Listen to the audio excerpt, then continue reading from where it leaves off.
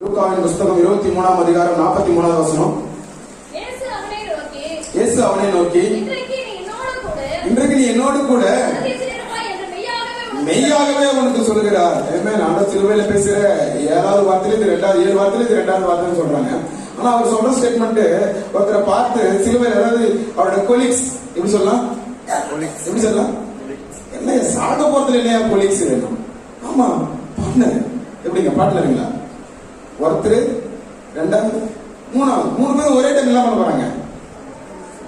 ஆனா அவங்க பட்டு இறந்துட்டாங்க. ஆனா இவன் பட்டுக்குன்னு நின்று விளையாடுறாரு. ஏன்னா இந்த தெய்வம் அவ்வளவு அன்பான தெய்வம்.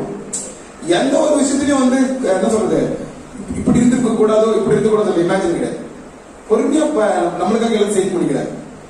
என்ன என் பிள்ளை என் மகன் சொல்லி அப்ப சொல்றாரு ஒரு ஸ்டேட்மெண்ட்.